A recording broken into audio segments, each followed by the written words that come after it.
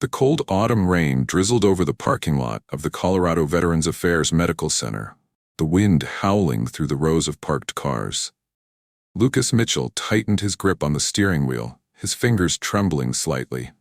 He had been coming to this hospital for months now, routine checkups for his lingering back injuries from years on the force.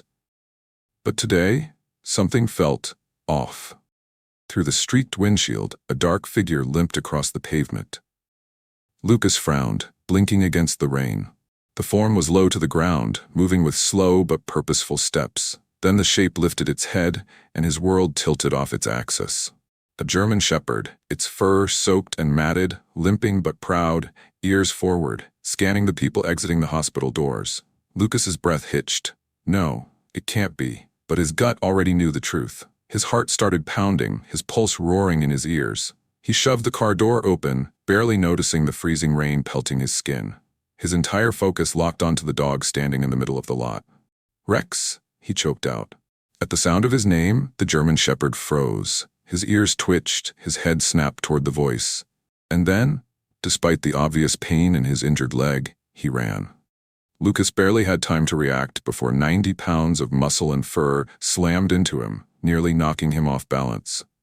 Rex whined, pressing his soaked head against Lucas's chest, his tail thumping against the wet pavement.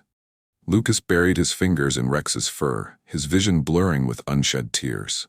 The last time he had seen this dog, his dog, was over 2 years ago, on the worst day of his life. "God, buddy," Lucas whispered, his voice cracking. Rex let out a deep broken whimper, licking at Lucas's face as if trying to make sure he was real. But before they could fully embrace their reunion, a loudspeaker blared. "Step away from the animal. Hands where we can see them." Lucas's head jerked up as 3 police cruisers screeched into the lot. Officers poured out, hands hovering over their weapons. A familiar, unwelcome voice rang out.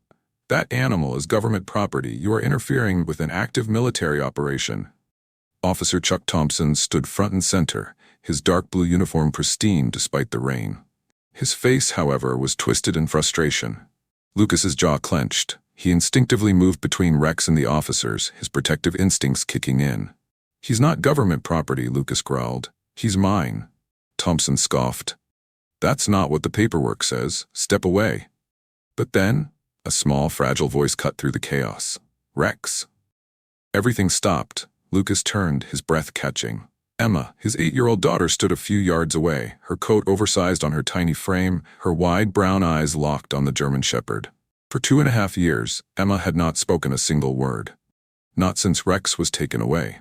And yet now, her lips were trembling with his name. "Emma," Lucas whispered, his heart breaking and healing at the same time. Rex turned too, his ears perked, and his head tilted ever so slightly, as if trying to recognize the voice that had haunted his dreams. Then suddenly, despite his obvious injuries, he bolted toward her. Emma barely had time to react before Rex crashed into her, knocking her onto the wet pavement. Lucas's heart jumped into his throat, but then he saw it. Emma wasn't afraid. She was laughing. Not just laughing, sobbing with joy. She wrapped her small arms around Rex's thick neck, her tiny fingers tangling in his damp fur. Rex licked her face desperately, his tail wagging wildly despite his pain. Lucas staggered forward, his legs nearly giving out. He had spent over 2 years watching his daughter retreat further into herself. He had sat helplessly as she lost the words she had worked so hard to learn. He had listened to silence where there had once been laughter. And now here she was, smiling. His hands trembled as he reached down, placing them gently on Rex's back. "Easy, buddy," he murmured, his throat tightening. "She's okay. You're okay." But their moment was cut short. "Enough." Officer Thompson stormed forward, yanking his baton from his belt. "That dog belongs to the U.S. military, and I will not let you interfere with official business." Lucas's grip on Rex tightened. His blood boiled. But before he could say anything, a deep, authoritative voice cut through the tension. "That's enough, Officer Thompson." Lucas turned to see Dr. Sarah Anderson, the VA hospital's chief veterinarian, stepping onto the pavement. Her silver hair was pulled back into a loose bun, her face unreadable. "Dr. Anderson, this is not your jurisdiction." "It is when a wounded service dog is involved," she said, her voice calm but firm. "And from where I'm standing, that animal is in distress." Thompson hesitated, his jaw clenched. Dr. Anderson turned to Lucas, her gaze searching his. "Mr. Mitchell," she said carefully, "you're telling me this dog is Rex?" Lucas exhaled shakily. "Yes." Dr. Anderson nodded, then glanced down at Rex. Her gaze softened slightly. "Then I think we have a lot to talk about." Lucas swallowed, his pulse racing. He knew what was coming next. This was only the beginning. 2 years ago, December 2021. The wind howled outside as Lucas Mitchell sat at the kitchen table, his hands gripping the medical bill so tightly that the paper crumpled beneath his fingers. The bold black numbers at the bottom of the page blurred before his tired eyes. $112,000. For a moment, he couldn't breathe. Rex sat by his side, his ears pricked as he studied his handler's expression. Lucas exhaled shakily, reaching down to scratch behind the German Shepherd's ear. It was a comforting habit, one that had started years ago when they were both fresh into the force, partners in every sense of the word. But now Lucas had to make an impossible choice. Rex's injury had been severe, a pursuit gone wrong. A suspect had shoved a metal crate onto Rex's back, sending him crashing onto the concrete. Lucas had rushed him to the emergency vet, his hands covered in Rex's blood. The x-rays confirmed a spinal injury. The surgery had a high success rate, but the cost was staggering. The K-9 unit's insurance had maxed out. The police department offered sympathy, not financial support. And Lucas was already drowning in medical debt. Emma's therapy alone cost thousands each month. The specialized programs, the one-on-one sessions, the tools that helped her navigate a world that didn't understand her. All of it was necessary. He had already sacrificed everything he had to give her the best chance. And now, Lucas looked at Rex, his best friend, his partner, the dog who had saved his life and Emma's more times than he could count. And he knew. There was only one way out. A government program offered an alternative. The Veterans Service Dog Initiative would cover all of Rex's medical expenses. But only if Lucas surrendered ownership. Rex would be rehabilitated and reassigned to military service. He would receive top-tier medical care, the best training, but he would never come home again. Lucas's stomach churned. Could he really do this? He picked up his phone, his fingers shaking as he dialed the number. A cold, professional voice answered. "This is Patricia Webster, head of the military K-9 transfer program. How can I help you?" Lucas swallowed the lump in his throat. "I want to talk about surrendering my dog." The day of the transfer was cold. Lucas parked outside the Colorado Veterans Affairs Medical Center, his knuckles white against the steering wheel. Rex sat in the passenger seat, his ears flicking toward Lucas every few seconds, as if sensing something was wrong. Lucas clenched his jaw. He had spent the entire night second-guessing himself, but every time he looked at the medical bills, at the overdue notices, at Emma's therapy invoices, he knew there was no other choice. "I'm doing this for Emma, for her future." He reached over and ruffled Rex's fur. "You're gonna be okay, buddy." Rex wagged his tail, but there was hesitation in his movements. Lucas had never lied to him before. The dog knew. Lucas opened the car door. Rex hopped out obediently, his injured legs still stiff but improving. They walked toward the hospital entrance, each step feeling like a countdown to something irreversible. Inside, 2 handlers waited, both wearing government-issued uniforms. Lucas's stomach twisted. A woman in a gray blazer approached, clipboard in hand. "Mr. Mitchell?" Lucas nodded, his voice stuck in his throat. She barely glanced at him. "We'll take him from here." Lucas flinched. "Just like that?" Rex leaned against his leg, his eyes locked onto Lucas's face. Waiting, trusting. Lucas swallowed hard. He crouched, wrapping his arms around the German Shepherd's neck. "You're gonna be okay, buddy?" Rex's tail thumped weakly. Lucas forced himself to pull back. He stood, his hands clenched at his sides. A handler clipped a leash onto Rex's collar and gave it a firm tug. "Let's go." Rex hesitated. He didn't move. The handler frowned. "Come on, boy." Rex's ears flattened, his body tensed. He turned his head toward Lucas, his deep brown eyes filled with confusion. Lucas turned away. "Don't look back. If you look back, you won't be able to walk away." The leash tightened. Rex's paws scraped against the tile floor as he resisted, as if he knew this was goodbye. Lucas clenched his fists. "Just keep walking. Just go." And then, a sound cut through the sterile hallway. A whimper. Not from pain, not from anger, but from a heartbreak so deep that Lucas felt it crack something inside him. He stopped. His breath came shaky and uneven. Behind him, Rex still stood frozen, his body trembling slightly. Lucas turned, just for a second, and their eyes met. Everything inside Lucas screamed to take him back, to rip up the papers, to fight for another way, anyway. But then he thought of Emma's medical bills, of her future, of the life she deserved. His hands shook. He forced himself to step through the hospital doors, and as they closed behind him, Rex howled. The sound followed Lucas home that night, and in the morning, Emma woke up to an empty house, and she never spoke again. The first few weeks at the Colorado Veterans Affairs Military Canine Rehabilitation Program were brutal. Rex was not a normal intake. He was highly trained, experienced, and most of all, he was grieving. Master Sergeant James Cooper, a 20-year veteran specializing in canine rehabilitation, observed him from behind the reinforced glass of the evaluation room. The German Shepherd sat rigidly in the corner, his body tense, ears flicking at every sound. He refused to eat the first day. Cooper had seen dogs struggle with new assignments before. But this was different. This dog wasn't just adjusting. He was waiting. Still no response? Dr. Sarah Anderson, the program's chief veterinarian, asked as she joined him. Cooper shook his head. He won't take food unless we place it near the door. He's expecting someone. Sarah sighed, reviewing her clipboard. We should have given him more transition time. This abrupt separation. You know that wasn't an option. Cooper's voice was firm. They classified him as military property the second his owner signed those papers. Sarah's jaw tightened, but she didn't argue. They both knew how the system worked. It didn't matter if Rex had been a family dog. It didn't matter that he had been a child's lifeline. The moment Lucas surrendered him, he became a tool again. And tools didn't get time to mourn.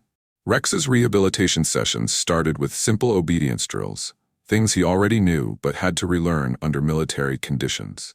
It was clear from the beginning, he was exceptional. Even injured, he executed commands with military precision, his movements sharp and calculated. But Cooper noticed something else, something off. Rex never moved beyond the required actions. He followed orders, but there was no enthusiasm, no tail wag, no interest in rewards. He's trained to perfection, Cooper noted in his reports, but he's missing something critical. His heart isn't in it. Sarah nodded, watching Rex from across the training yard. Dogs like him need more than orders. They need purpose. That purpose finally came, unexpectedly, in the form of a young boy. The VA Family Support Program often allowed wounded veterans' children to interact with service dogs during therapy sessions. One afternoon, 6-year-old Liam Reynolds, whose father had lost a leg in combat, was brought into the training yard. Liam had refused to speak since his father's injury. The moment he entered the enclosure, Rex immediately perked up. His ears lifted, his nose twitched. Cooper, watching carefully, gave a single command, approach. Rex hesitated for the first time in any drill, and then he moved, slowly, carefully. He lowered his body, making himself smaller, less intimidating. And then he pressed his head against Liam's chest. The boy froze. His small hands hovered uncertainly before finally, he buried his fingers in Rex's fur. And then, for the first time in months, Liam spoke, soft. Tears streamed down his mother's face. Sarah covered her mouth. Cooper exhaled. Because for the first time since arriving at the facility, Rex wagged his tail. The incident with Liam changed everything. The military had planned to redeploy Rex as a tactical search and rescue dog, but after his undeniable success in therapy work, the program reconsidered. His skills are wasted on the battlefield, Sarah argued in her formal report. His presence has a direct and measurable impact on trauma recovery. Her arguments worked, partially. Instead of returning to active deployment, Rex was reassigned to work alongside recovering veterans and children of wounded soldiers. His schedule was strict, structured therapy sessions, evening drills, physical rehabilitation for his leg. But despite his successes, something was still missing.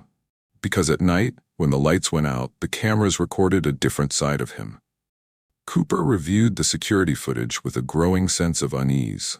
Every night, after the facility went quiet, Rex would stand by the door of his kennel, staring, waiting. He never slept in the middle of his enclosure. He always positioned himself by the entrance like he was still protecting someone, and on stormy nights he would pace restlessly, his ears twitching at every rumble of thunder, as if he was searching for something or someone. Cooper rubbed his jaw. He's still looking for them. Sarah sighed. Dogs don't forget, and neither does he. The realization settled between them. Rex wasn't home. He had adjusted, he had excelled, but he had never moved on. And deep down, they knew he never would. Fate had other plans for Rex. One crisp autumn morning, during a training exercise near Cherry Creek State Park, a scream echoed across the frozen landscape. 6-year-old Michael Turner had wandered away from his grandmother and onto the thin, partially frozen lake. The ice cracked beneath him. The boy plunged into the freezing water. Before anyone could react, Rex broke from his handler's grip and ran. His injured leg barely slowed him down. Cooper shouted, but Rex didn't need orders. He had already made his choice. The crowd watched in horror as the boy disappeared beneath the ice. And then, a blur of black and tan fur crashed through the frozen lake. Rex dived into the water, cutting through the ice with determination born from instinct and love. He reached the boy just as his small form began to sink. Rex clamped his jaws gently around Michael's jacket and pulled. He swam against the weight of the water, against the biting cold, until finally he reached the shore. The crowd erupted in cheers. Paramedics rushed forward, and Rex collapsed onto the ground, his leg bleeding, his breath ragged. A hero, again, and this time, the world took notice. That evening, the news broadcast aired across Colorado. Lucas sat on the couch, flipping through overdue bills. Emma sat cross-legged on the floor, silent as always, clutching Rex's old collar. Then, the TV screen flickered. A hero military dog saved a child's life today. Lucas's heart stopped. The screen zoomed in on a soaked, shivering German shepherd, his black and tan fur, his deep brown eyes, and the unmistakable white marking on his chest. Lucas dropped his pen. Emma gasped. And then, in a voice that had been silent for 2 long years, she whispered, "Rex?" The living room was silent except for the soft hum of the television. Emma sat frozen, her small hands gripping the newspaper clipping of Rex's rescue, her breath shallow. Lucas Mitchell felt his heart pound in his chest. It had been 2.5 years since he'd seen Rex, 2.5 years since he had signed those papers. And yet, here he was, soaked, bleeding, exhausted, but still fighting. For the first time in months, Emma had spoken. For the first time in years, Lucas had hope. He knew what he had to do. He was going to bring Rex home. Lucas's first call was to the Colorado Veterans Affairs Medical Center, where Rex was currently recovering. A receptionist answered. "I'm sorry, sir, but military service animals fall under federal jurisdiction," she explained. "Rex is classified as a government asset. You can't just take him." Lucas clenched his jaw. "This isn't just a military asset," he growled. "This is my dog." Silence. "Then I'm sorry, sir," the receptionist repeated, "but Rex isn't yours anymore." The line went dead. Lucas stared at his phone, rage bubbling beneath his skin. Fine. If they wouldn't listen, he'd make them. Lucas spent the next 48 hours making calls. He contacted old colleagues from his time on the force, reached out to veteran advocacy groups, even tried calling the VA Medical Center's director. The answer was always the same. Rex was military property. And then, one night after hours of dead-end calls, Lucas's phone rang. "Mitchell?" A gruff voice came through the line. Lucas sat up. "Who is this?" "Master Sergeant James Cooper.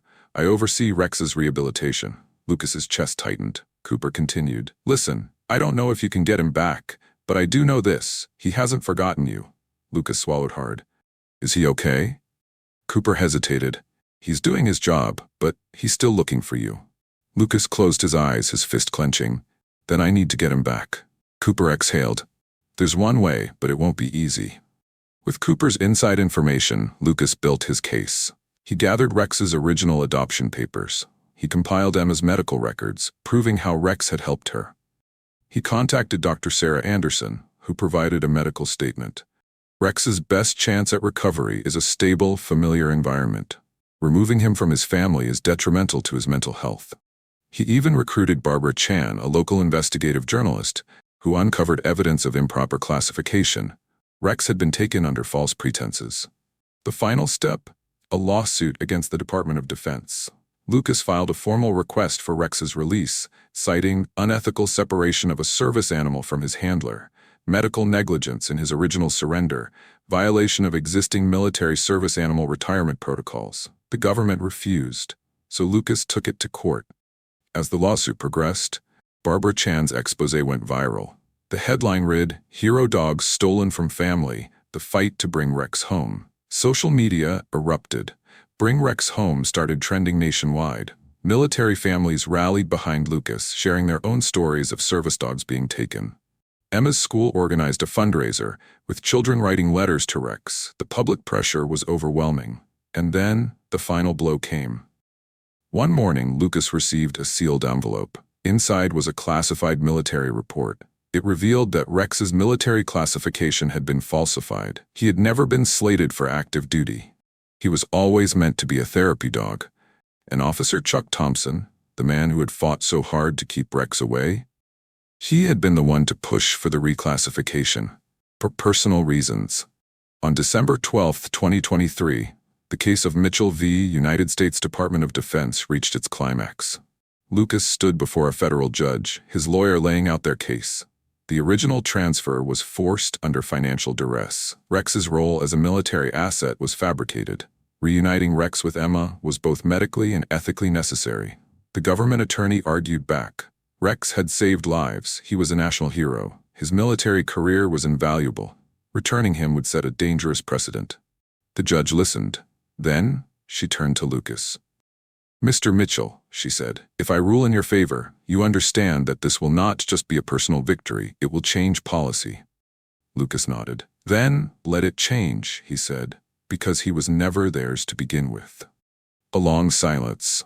And then, the judge sighed. "I hereby rule in favor of the plaintiff. Rex will be officially retired from military service and returned to the Mitchell family." The courtroom exploded. Lucas's hands shook. Emma cried for the first time in years. Tears of happiness. And Officer Chuck Thompson? He was suspended indefinitely. The VA medical center was silent as Lucas and Emma walked down the hallway. At the far end, Rex waited. Cooper nodded at them. "You ready?" Lucas could only nod back. The door opened and Rex saw them. For a moment he just stared. Then he broke. He launched forward, ears pinned, tail wagging wildly, his body crashing into Lucas and Emma. Emma collapsed to her knees, sobbing. Rex whined, licking her face, his entire body shaking with excitement. Lucas sank to the floor, pressing his forehead against Rex's. "Hey, buddy," he whispered, his voice breaking. Rex made the softest sound, as if saying, "I found you." That night, for the first time in 2.5 years, Rex slept in his bed, right outside Emma's door. And when thunder rumbled in the distance, Emma didn't cry, because Rex was there. Because Rex was home. And this time, no one would take him away again. For the first time in 2.5 years, Rex lay curled up in his old bed, right outside Emma's door. Lucas sat on the couch, staring at the dog. It felt unreal. The fight was over. Rex was home. But as Lucas watched the German Shepherd shift uncomfortably, carefully adjusting his healing leg, he knew the battle wasn't finished. Because now, Rex had scars, both physical and emotional. And so did they. Emma woke up early the next morning, something she hadn't done in years. When Lucas entered the kitchen, he found her sitting on the floor, arms wrapped around Rex, her head resting on his back. Rex lay still, his breathing deep and steady. Lucas hesitated. He'd fought so hard to bring Rex home, but now they had to learn how to be a family again. "Emma," he said softly. She looked up, and then she smiled. It was small, barely there, but it was real. And Lucas's heart swelled. Rex's body had been pushed beyond its limits. The ice rescue at Cherry Creek had reopened old wounds, leaving his right hind leg weak. Dr. Raft Sarah Anderson had warned Lucas, "He may never fully regain his strength. You need to adjust your expectations." But Rex was a fighter, and Emma, she was his reason to fight. Lucas took time off work, dedicating himself to helping Rex recover. Every morning, he led gentle therapy walks with Emma.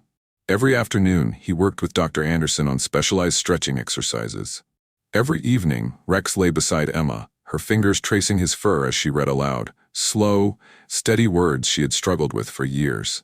And day by day, they all got stronger. One morning, as Lucas prepared breakfast, he heard something unusual. Laughter. He turned toward the living room, and there, Emma sat on the floor, laughing as Rex clumsily pawed at a toy she had placed in front of him. It wasn't just laughter, it was light. Something in her had shifted. The therapists had always said Rex was more than a support animal. He was her bridge to the world. And now, that bridge was rebuilding itself. Lucas had spent his life in service, first as a military canine handler, then as a police officer. Now, for the first time in years, he felt a new purpose forming. He wasn't the only one who had struggled to keep his family whole. There were countless others, families who had been forced to say goodbye to their service animals due to bureaucracy. So, Lucas made a decision.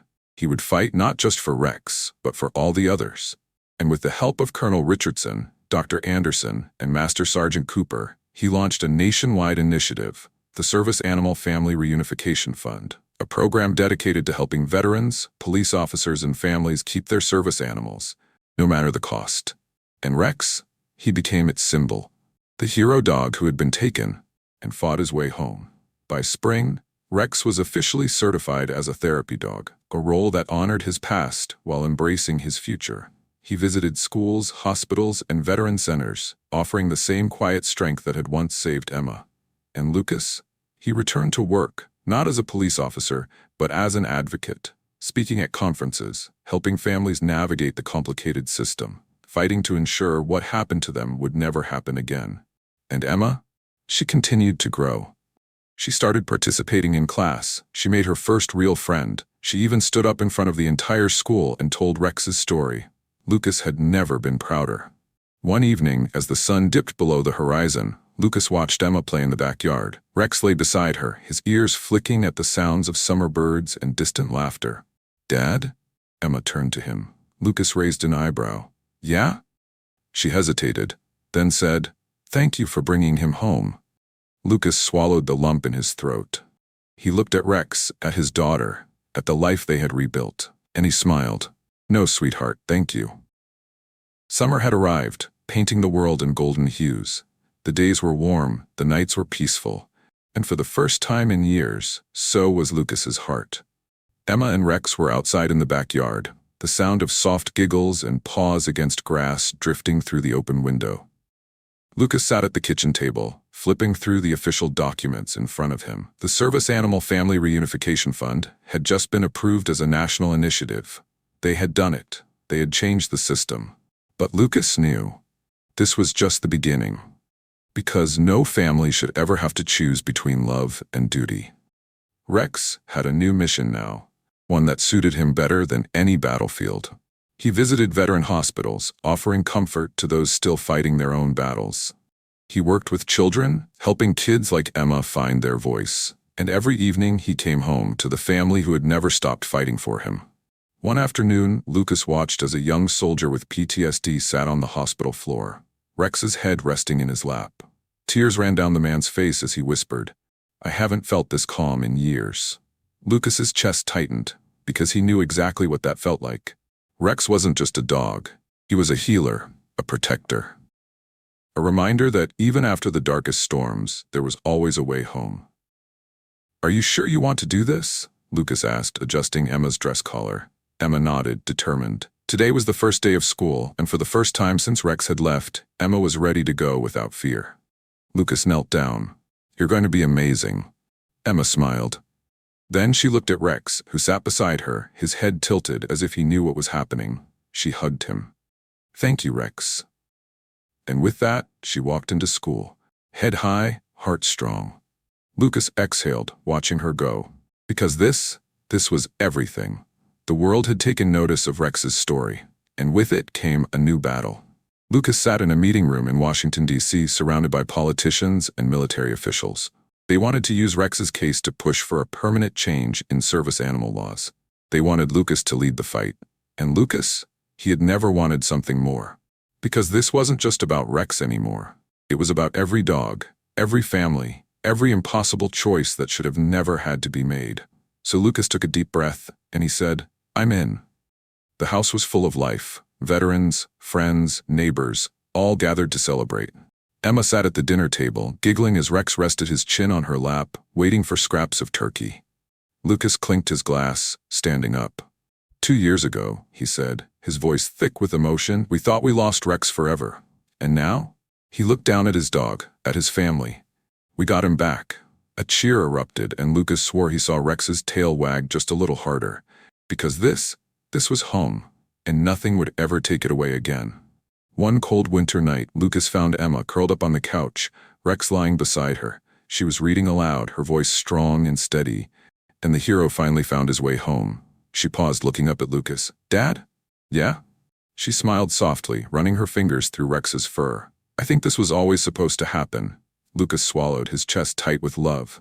Because maybe she was right. Maybe every battle, every sacrifice, every sleepless night had led them here. To this moment. To peace. To family. To home.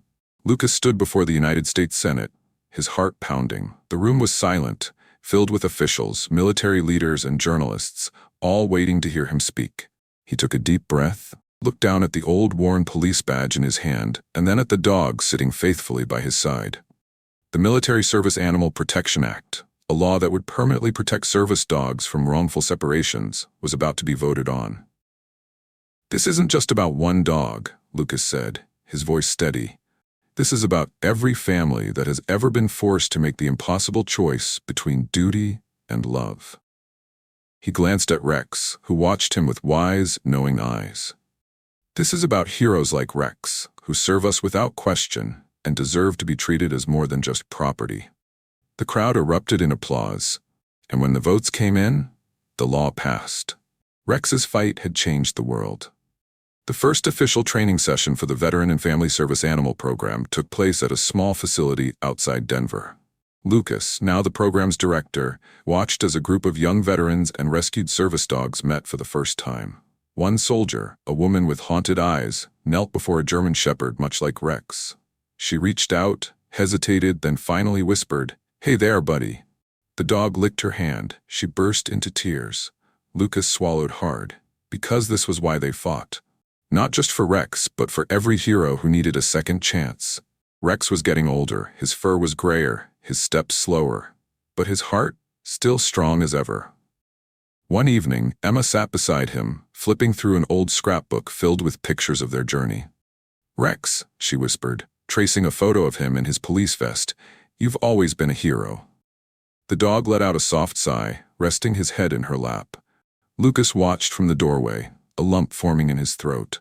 Rex had given them everything, and now it was their turn to take care of him. The day they had been dreading finally came.